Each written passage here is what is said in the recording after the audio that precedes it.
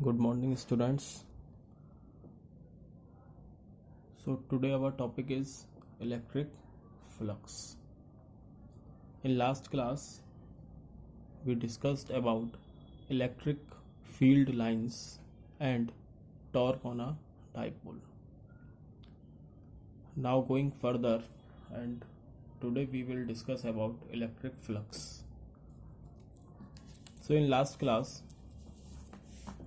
we discussed that the electric field lines for a positive charge is going outward just like this, and they make a symmetry, spherical symmetry. Similarly, for negative charge, these electric field lines going inward, and they also make a symmetry.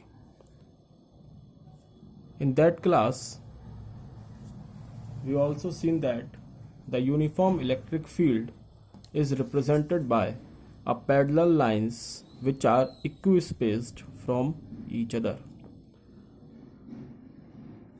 These lines represent a uniform electric field. Now, suppose that we placed a body in this field just like this, any shape. Body may be in any shape. As you can easily see that from this figure, there are a number of lines which are passing through the area of this body. Okay. Suppose this field is get extended towards the bottom and the upward. Now try to feel this figure. As you see that electric field is also present here and is also present here. But the electric field lines which are passing through this area is different from the electric field which is overall present. What I try to say कि अगर आप इस figure को देखें तो यहाँ पर जो इलेक्ट्रिक फील्ड है, देखो इलेक्ट्रिक फील्ड ऊपर भी है और नीचे भी है, पर जो आपकी बॉडी रखी है इलेक्ट्रिक फील्ड में वो क्या है, वो सिर्फ इतने ही बीच में रखी है, और इससे जो इलेक्ट्रिक फील्ड पास हो रहा है वो डिफरेंट है ओवरऑल इलेक्ट्रिक फील्ड से. तो यहाँ पर हम लोग एक टर्म यूज करते हैं, वो होती है इलेक्ट्रिक फ्लक्स. क्या टर्म है? Electric flux. अगर हम लोग सिंपल वर्ड में बोलें तो electric field is nothing but the total number of electric line of forces passing through a given area normally. जितनी number of electric lines pass हो रही हैं गिवन एरिया से नॉर्मली, उसको हम इलेक्ट्रिक फ्लक्स बोलेंगे. This electric field is normal to the surface, but now we will consider that the electric field is inclined to the surface, is inclined to the given surface. It may be look like this. Here you can easily see that the electric field gets inclined on a given area, and let us suppose it makes an angle of theta. It makes an angle of theta. क्या कर रहे हैं हम लोगों ने electric field माना. अभी जो इलेक्ट्रिक फील्ड हम लोगों ने माना था वो पैरेलल था और नॉर्मल था सरफेस के. लेकिन ऐसा भी हो सकता है कि इलेक्ट्रिक फील्ड आपका नॉर्मल ना जाके इंक्लाइंड हो इस तरीके से, और आप उसमें अपना सरफेस रख रहे हैं. जैसे ये इलेक्ट्रिक फील्ड, ये देखो टेढ़ी है लाइन, पेन मेरा टेढ़ा है, और मैं इसमें अपना सरफेस रखा है इस तरीके से स्ट्रेट. तो हमने जो अभी डेफिनेशन पढ़ी थी उसमें हमने क्या देखा था कि electric flux is the measure of total number of electric line of forces passing normally through given area. Given area से नॉर्मली कितनी line of electric field lines pass हो रही हैं, वो मेरा इलेक्ट्रिक फ्लक्स होगा। So what should I do here? I resolve this electric field into two components. As you know, this electric field makes an angle theta. So we can easily break it into two components. The horizontal one is E cos theta, while the vertical component is E sin theta. हमने इस electric field को दो component में break कर दिया। जो आपका electric field horizontal component पे आया वो ई कॉस थीटा हो गया, जो वर्टिकल कंपोनेंट है वो ई साइन थीटा हो गया। जैसा कि हमने डेफिनेशन में पढ़ा था कि नॉर्मली जो पास हो रहा होगा लाइन वो हमारा इलेक्ट्रिक फ्लक्स होगा। तो नॉर्मली देखो सरफेस आपका कहाँ रखा है, ऐसे रखा है। तो इस सरफेस पे नॉर्मली तो ये है, देखो मैं इस पेज को ऐसे रखा, ठीक है। अब इस पर दो कंपोनेंट हैं, एक आपका इस तरीके से निकल रहा है ऐसे, ठीक है। एक छोड़ो, पेज को छोड़ो, let us take some solid surface just like this cover, ठीक है। ये है आपका सरफेस। अब आपके इसके दो कंपोनेंट हो गए इलेक्ट्रिक फील्ड के, एक है ये वाला जो कि आपका ई कॉस थीटा, और I need a third hand, okay, so sorry. तो ये आपका हो गया, ये आपका ई कॉस थीटा है, और ये आपका हो गया ई साइन थीटा। अब ये जो ई साइन थीटा है ये तो परपेंडिकुलर नहीं है ना सरफेस के, ये क्या है, ये आपका पैरेलल है सरफेस के। तो हमने क्या कहा था, हमें नॉर्मल वाला चाहिए, तो हम यहाँ पे क्या कंपोनेंट लेंगे, कॉस थीटा। तो यहाँ पे आपका जो इलेक्ट्रिक फ्लक्स निकल के आएगा वो कितना आएगा, ई कॉस थीटा मल्टीप्लाई बाई इसका एरिया, किसका, सरफेस का। क्योंकि हमने यहां पर छोटा सरफेस स्मॉल एलिमेंट कंसीडर करा है जिसका हमने सरफेस एरिया मान लिया है डेल्टा एस। तो इलेक्ट्रिक फ्लक्स क्या हो जाएगा यहां पर, E dot E cos theta dot delta S. और हम लोग इलेक्ट्रिक फ्लक्स को डिनोट करते हैं फाई से। देखो फ्लक्स को हम लोग डिनोट करते हैं फाई से, इसको हम पढ़ते हैं फाई। जैसी इसमें टर्म ऐड होती है इलेक्ट्रिक तो हम यहाँ ई लगा देते हैं, क्योंकि अभी हम लोग आगे जब अपने सिलेबस में जाएंगे तो हम लोग मैग्नेटिक फ्लक्स भी पढ़ेंगे, तो वहाँ हम बी लगाएंगे, ई की जगह बी आ जाएगा, वो मैग्नेटिक फ्लक्स शो करेगा, वो आगे की बात है। अभी फिलहाल ये आपका इलेक्ट्रिक फ्लक्स हो गया, क्योंकि स्मॉल एलिमेंट के लिए है तो हम यहाँ पे डेल्टा लगा देंगे। ये आपका हो गया electric flux, E cos theta dot delta S. As we have study about the dot product a dot b is equal to ab cos theta. Look at this term, this and this are same, e cos theta dot delta s and ab cos theta. So I can write it as e dot delta s, and because it is a dot product, so I can easily say that the electric flux is a scalar quantity. Electric flux is a scalar quantity. What does that scalar quantity show? It simply means that I can easily add this electric flux by simple algebra. ठीक है, I don't need any triangular law or parallelogram law to add this electric flux. So आपकी जो electric flux है वो कैसी quantity आई, scalar quantity हो गई। Scalar quantity है, इसका मतलब है कि मैं इसमें सिंपल अलजेब्रा लगा सकता हूं ऐड करने के लिए। देखो अभी जो हमने माना है वो हमने कैसा फील्ड माना था, यूनिफॉर्म इलेक्ट्रिक फील्ड माना। मतलब यहां पर जो इलेक्ट्रिक फील्ड होगा वो यहां पर भी होगा, यहां पे भी होगा, uniform electric field. But now we will going to consider a non-uniform electric field. If a surface is placed in non-uniform electric field, then how we will solve या how we will find electric flux? अगर मैं अपने surface को non uniform electric field में रखता हूं तो वहाँ मैं अपना इलेक्ट्रिक फ्लक्स कैसे निकालूंगा, क्वेश्चन ये।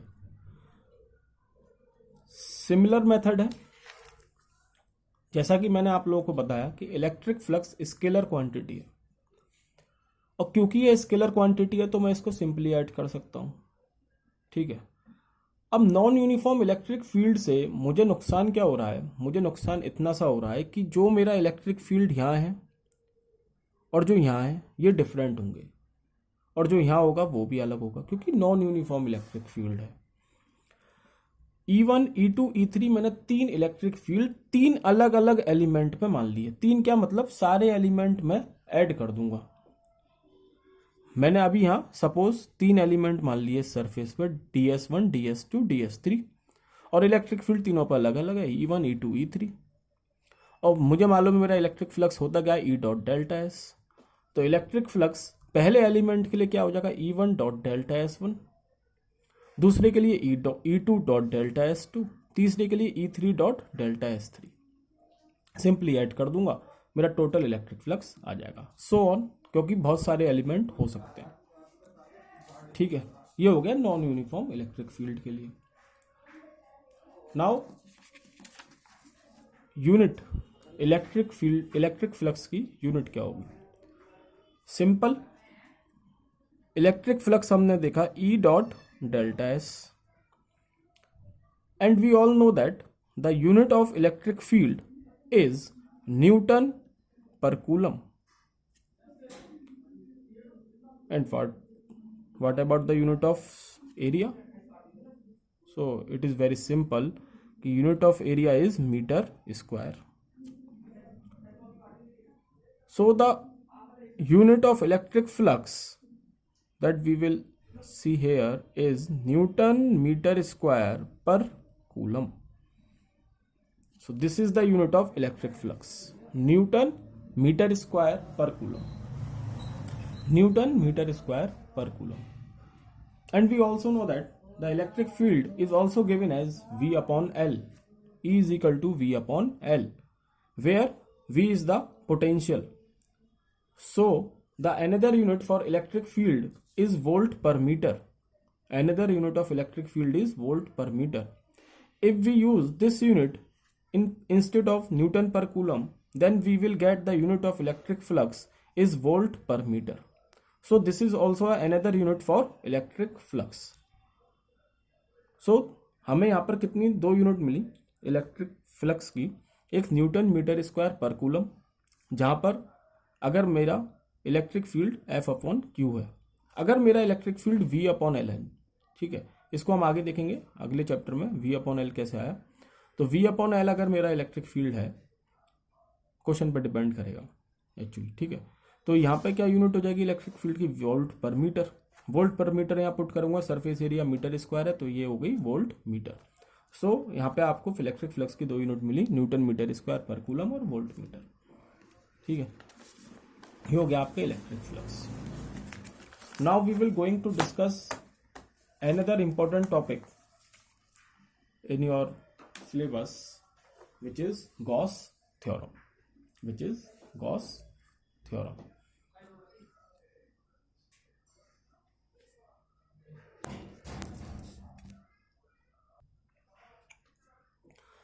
So the new topic is Gauss theorem. What Gauss theorem tell us about? So this theorem gives an idea about the total flux through a closed surface. तो first condition for Gauss theorem is a close surface. आपके पास एक close surface होना चाहिए, अगर नहीं है तो आपको मानना पड़ेगा। अगर आपके पास क्लोज सरफेस नहीं है तो आपको मानना पड़ेगा। जो क्लोज सरफेस आप मानोगे उसी को मैं गॉसियन सरफेस बोलता हूं। गॉसियन सरफेस होता है आपका एक हाइपोथेटिकल क्लोज सरफेस जिसमें आपका चार्ज अंदर रखा हुआ है। एक एंक्लोज सरफेस आप मानोगे, ठीक है, किसी भी शेप का हो सकता है, वो डिपेंडिंग अपॉन द चार्ज या depending upon the shape of a body कि हमारा गॉसियन सरफेस कैसा होगा।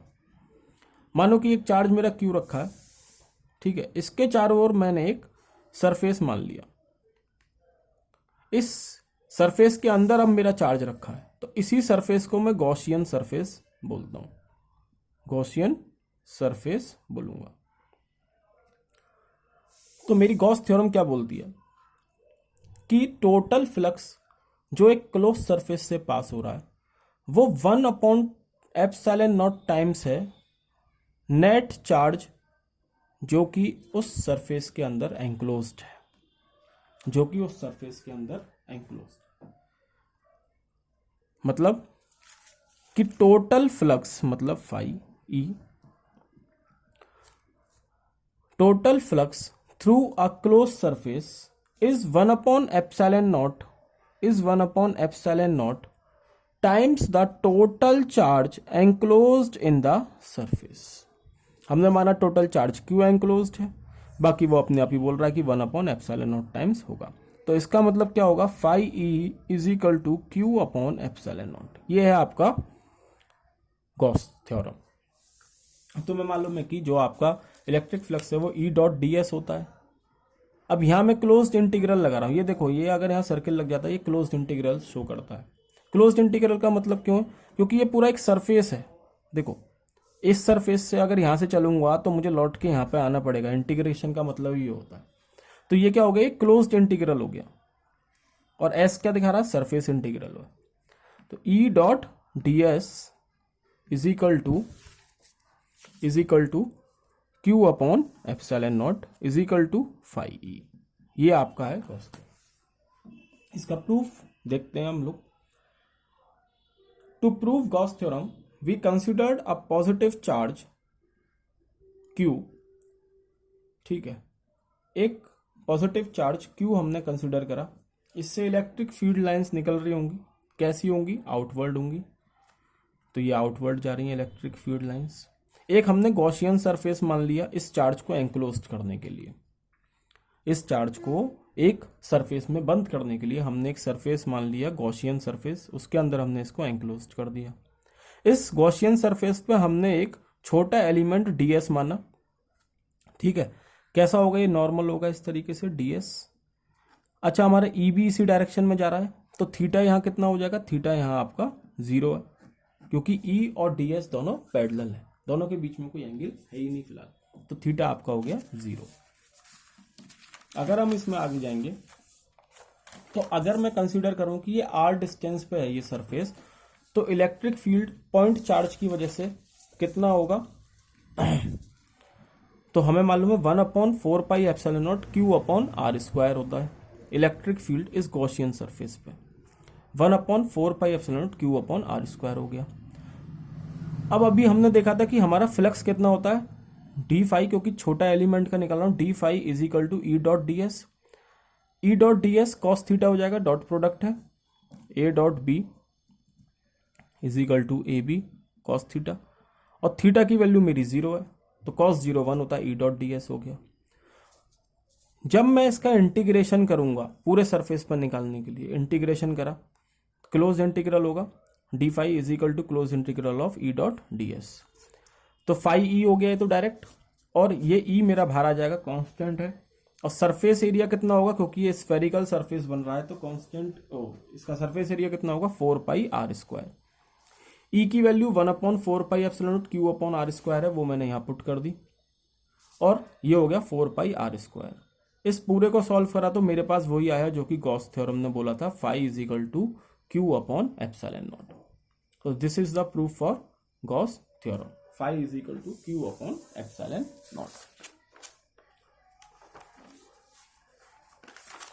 Phi is equal to Q upon ε0। Yet another proof.